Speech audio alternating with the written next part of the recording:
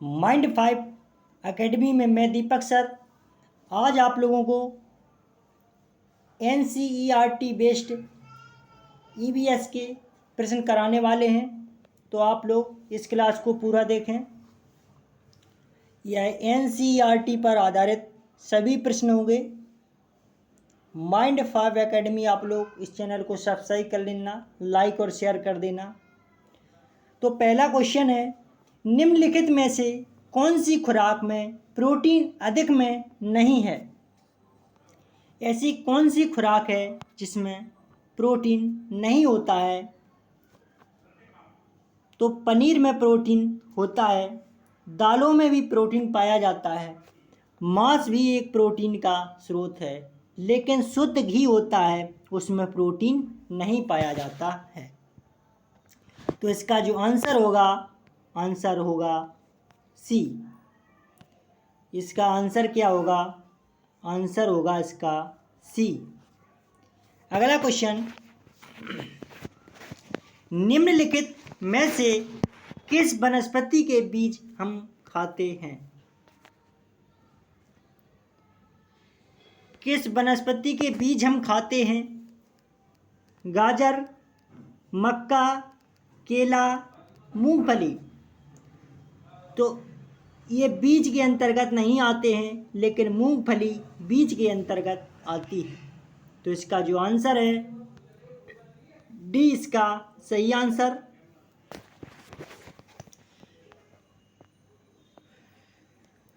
अगला क्वेश्चन, रेशम की रासायनिक प्रकृति है। तो रेशम की जो रासायनिक प्रकृति है वो कैसी होती है? कार्बोहाइड्रेट, वसा, प्रोटीन या बसीय अम्ल। तो रेशम की रासायनिक प्रकृति कैसी होती है? तुरंत स्फूर्ति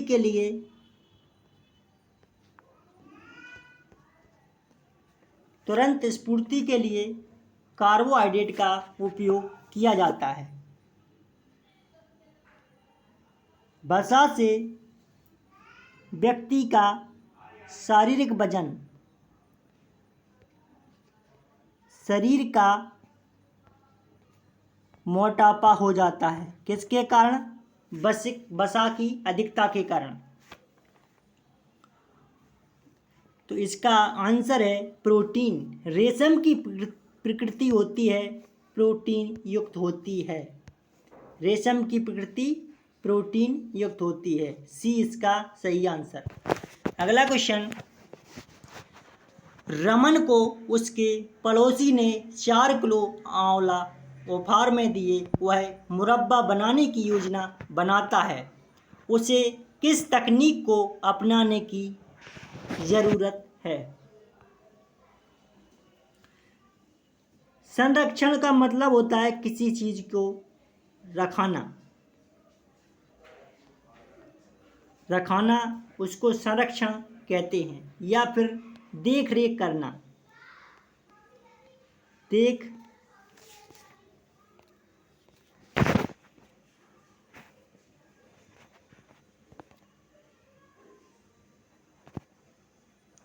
रमन को उसके पड़ोसी ने 4 किलो आंवला उपहार में दिए। वह मुरब्बा बनाने की योजना बनाता है।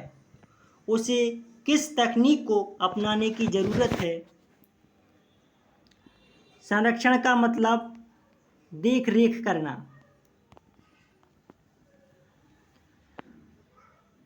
अपघटन यह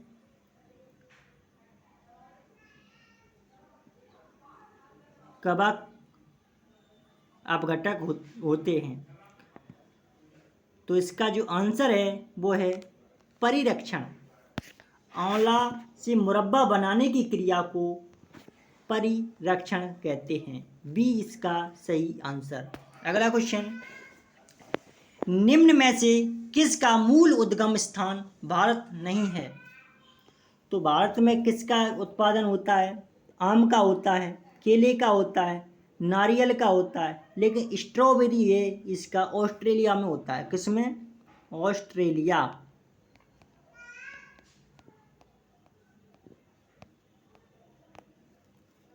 स्ट्रॉबेरी का उत्पादन ऑस्ट्रेलिया में होता है। तो इसका सही आंसर है डी। डी इसका सही आंसर। अगला क्वेश्चन, निम्न में से कौन सा कथन गलत है? गलत कथन को चुनना है। जैसे हरी सब्जियां विटामिन एवं खनिज इलाकों का अच्छा स्रोत हो सकता है, सही है। दालों में प्रोटीन प्रचुर मात्रा में पाया जाता, सही है। कोनेन जो कि एक मलेरिया की और औषधि है, सिनकोना नामक पौधे से प्राप्त होती है, ये भी बात सही है। लेकिन चावल वनस्पति तेल का अच्छा स्रोत है, ये गलत है। गलत, चावल एक वनस्पति तेल का अच्छा स्रोत, ये गलत आंसर है। तो आंसर इसका क्या होगा? बी फॉर बॉल, बी इसका सही आंसर। अगला क्वेश्चन, भोजन पकाते समय कभी कभी बर्तन के पेंदे की बाहरी सतह काली हो जाती है, इसका अर्थ है भोजन अत्यधिक पक गया, बर्तन स्टील का है, ईंधन पूर्ण रूप से नहीं जल रहा, प्रयुक्त ईंधन गैर परंपरागत है। तो इसका सही आंसर है ईंधन पूर्ण रूप से नहीं जल रहा, इसलिए बर्तन के पेंदे की बाहरी सतह काली हो जाती है। सी फॉर चेन्नई, करेक्ट आंसर। अगला क्वेश्चन, रक्त का थक्का बनाने में सहायक है। रक्त का थक्का बनाने में सहायक विटामिन ए, यह आम गाजर में पाया जाता है। किसमें? आम गाजर में पाया जाता है विटामिन ए। विटामिन बी पूरा कॉम्प्लेक्स होता है, बी कॉम्प्लेक्स।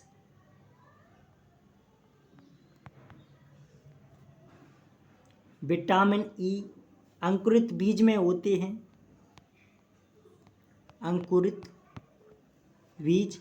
विटामिन के रक्त का थक्का बनाने में सहायक होता है। तो रक्त का थक्का बनाने में सहायक विटामिन के होता है, डी इसका सही आंसर। अगला क्वेश्चन, दूध से दही का बनना है। तो दूध से दही का बनना एक रासायनिक प्रक्रिया या रासायनिक परिवर्तन होता है, B for ball, correct answer. अगला क्वेश्चन, बिहार के निवासियों का मुख्य भोजन है। जो बिहार के निवासी होते हैं चावल खाते हैं, गेहूँ खाते हैं, बाजरा खाते हैं, मक्का खाते हैं। तो जो बिहार के लोग हैं वो चावल खाना अधिक पसंद करते हैं। तो इसका आंसर है ए फॉर करेक्ट आंसर। अगला क्वेश्चन, विटामिन ए की कमी से होने वाला रोग है, बताएं। विटामिन डी की कमी से होता है रिकेट्स, ए की कमी से होता है रतौंधी, सी की कमी से होता है स्कर्वी। तो इसका answer B, B is correct answer. अगला क्वेश्चन, प्रोटीन का सर्वोत्कृष्ट स्रोत है। सर्वाधिक प्रोटीन किसमें पाई जाती है? सर्वाधिक प्रोटीन सोयाबीन में पाई जाती है, सी फॉर चेन्नई। अगला क्वेश्चन, भिंडी में पाया जाता है। तो भिंडी में फास्फोरस भी पाया जाता है, विटामिन ए भी होता है, विटामिन सी भी होता है। तो आंसर यह सभी पाए जाते हैं भिंडी में। आंसर इसका डी फॉर दिल्ली। अगला क्वेश्चन, भारत में फलों के अंतर्गत सर्वाधिक क्षेत्र हैं। नींबू का, अमरूद का, आम का, पपीते का।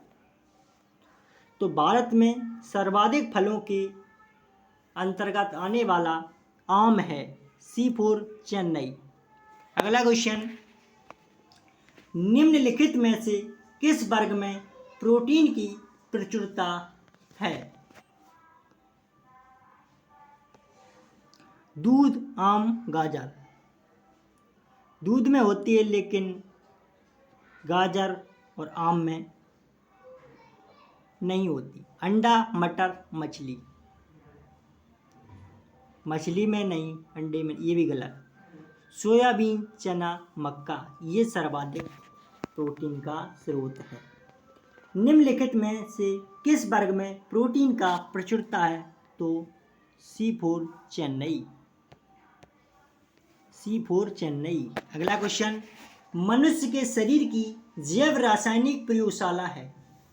तो मनुष्य के शरीर की जैव रासायनिक प्रयोगशाला यकृत होती है। B4 ball, correct answer. अगला क्वेश्चन, हम भोजन करते हैं एवं पाचन होता है। इस पचित भोजन के उपयोग पदार्थों का अवशोषण होता है आमाशय की दीवार से, छोटी आंत्र की दीवार से, बृहद आंत्र की दीवार से, यकृत से। तो इसका जो आंसर है वो है छोटी आंत की दीवार से भोजन का पाचन होता है। B4 ball. अगला क्वेश्चन, नशीली दवाओं की लत को नियंत्रित करने हेतु आमतौर पर प्रयुक्त की जाने वाली औषधि क्या है? जो व्यक्ति को नशे की लत लग जाती है उनको नियंत्रित करने का काम पैथ्रीडीन करता है। पैथ्रीडीन। D4 दिल्ली।